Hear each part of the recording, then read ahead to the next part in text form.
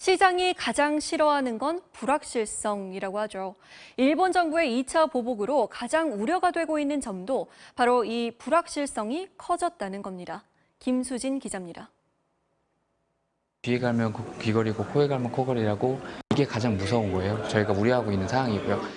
재고를 좀 몇 개월치 이상으로 좀 유지를 해라. 그런 통보를 받아서 저희도 그렇게 좀 움직이고 있습니다. 불확실성의 공포, 기업들이 처한 현재의 상황을 가장 잘 설명하는 말입니다. 일본 정부가 어떤 품목을 어떻게 규제할지 알 수 없는 상황, 거꾸로 말하면 예상할 수 없으니까 모든 걸 대비해야 한다는 얘기가 됩니다. 일본 소재를 써오던 기업들 입장에선 지금 할 수 있는 건 규제가 시작되기 전에 재고를 확보하고 다른 거래처를 찾는 일입니다. 당연히 비용이 상승하겠죠. 재고를 확보해도 결국 일본 정부의 규제 대상이 되면 생산 차질은 불가피할 것으로 보입니다. 이런 불확실성 아래서 기업들은 설비나 생산을 늘리는 투자를 하기도 어려워지고 결국 경제 전반에도 악영향을 미치게 됩니다.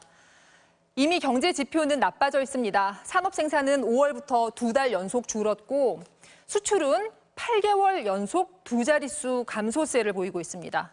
다음 달부터는 지난달 일본의 1차 수출 규제 영향도 반영되기 시작할 겁니다.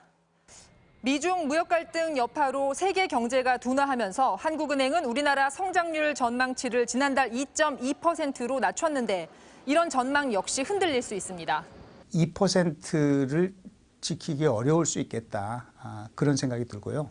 더 큰 문제는 앞으로 내년에 더 안 좋아질 수 있다는 겁니다.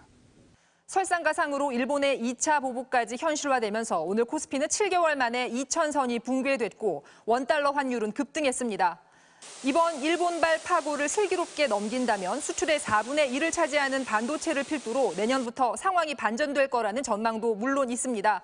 일찍이 겪지 못했던 안팎의 악재, 우리 경제가 그 어느 때보다 쉽지 않은 도전에 직면했습니다.